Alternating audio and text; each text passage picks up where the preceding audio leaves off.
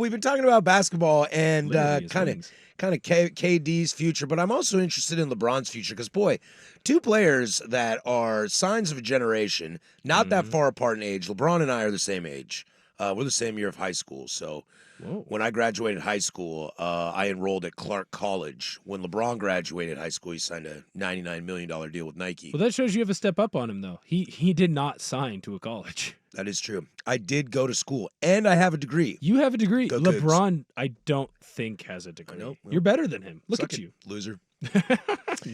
But the Lakers are eliminated in the first round for the second year in a row.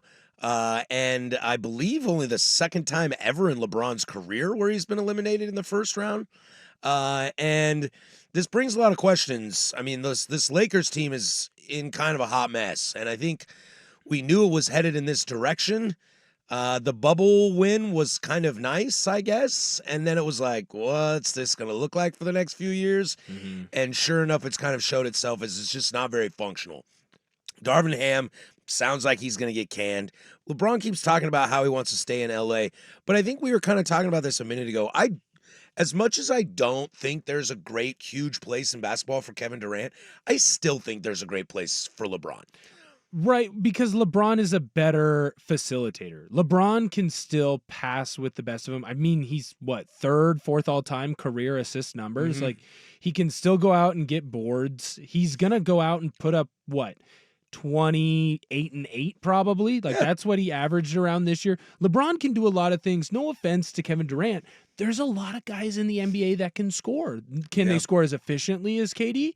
No, not necessarily, but are we getting that KD of old where he could score at that efficiency? I didn't really see it in this playoffs, and I didn't see it that much this year. And I think one thing that benefits old LBJ is he can adapt, he can transform, he can change to whatever kind of game he is. Like you were saying, okay, if this year, what is he, like 24, 8, and 9 maybe? Mm-hmm. He could be a 16, 11, and 12 guy. Right. He could. And he has shown that he can kind of want to do that. He wanted AD to take over and be that guy. Right. He's not afraid. His problem was it was AD.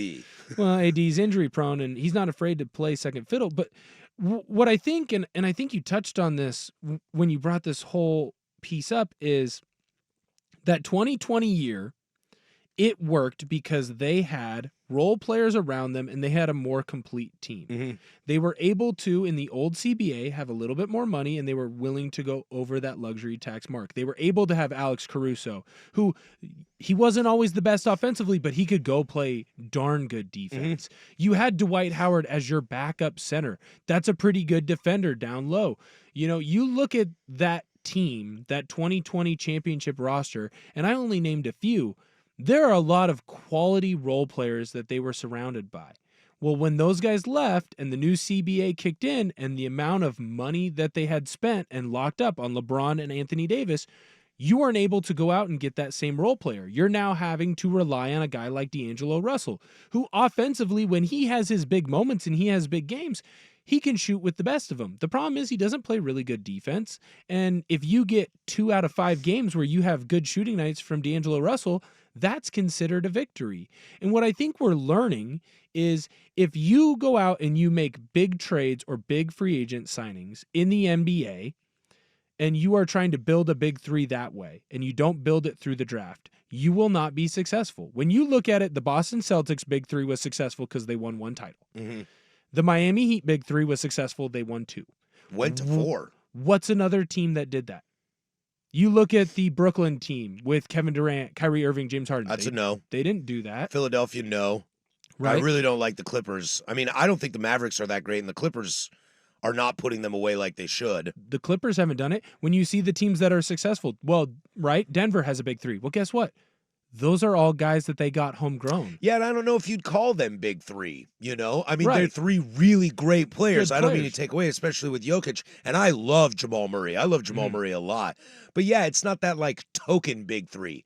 It's like they've got 3 studs on that team, but it's not Durant, Kyrie, and James Harden. But they're a more complete team because they have complete players around. I agree. mean, we didn't even mention Aaron Gordon in that conversation, and he's had big games.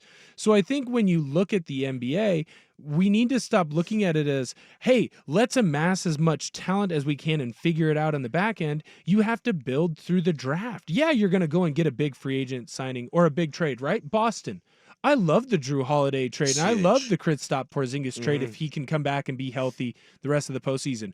But most of that team is built through the draft. Yeah. Right? Brown and Tatum. And so I kind of think that if LeBron is the final piece and that's where he wants to go, then he can be successful, right? But if he's going to try and go build another super team, it's just not going to work because you're not going to have the depth that you need to be successful. Yeah, and I think the biggest thing that we know, and LeBron knows that he can be whatever he needs to be. I think the real question is, will he? I have yet to see him say, yeah, I'll do it. We know you can do it, bud. So just do it. And to point out to the text line, yes, I forgot that the Lakers made the Western Conference Finals last year. I was thinking the year before. I apologize. I'm an idiot. End of show. We're out of here. I like how as soon as there's like one little mistake, it's like, hold on. I know. I missed it. That's my fault. I'll burn the podcast. I'll take the heat. No record of the mistake. I'll take the heat for that. Come find me on Twitter. I'm just joking. You can't. Come find me on Twitter at Isaac Rock. Yeah, I think that's just the toughest thing is we know LeBron can do this, but will he do it? That's what I don't know. I would like have to. He doesn't. That's the other thing. Yeah, like what are you going to be? Player coach next year and does he care? Player coach GM and just draft your kid and then just hang out in LA and sell tickets but not really win anything? Right. I also wonder, too, in his head, like his whole thing, and he does care about legacy. Does he care about it to the extreme that like an MJ did? I don't know. Yeah. But he claims, hey, I'm better than MJ already in his mind. And some people agree with him and some people don't. That's not what this segment is about. But I do think that if he felt like he had more to prove that he was better than MJ, he might be more willing to do that. Exactly, man. Imagine if he became a role player, if he came off the bench for somebody and just was like basically a backup point guard, like look at Vince Carter's the end of his career, right? Vince Carter is one of the most insane athletes I ever watched play basketball. And in the end, he became a great passer and he became a great three-point shooter. Like, where was all this? And I think it's made me love Vince Carter even more because he he changed his game. Andre Iguodala was really great at that too. If LeBron does that, that'd be pretty rad. I think that would be pretty cool.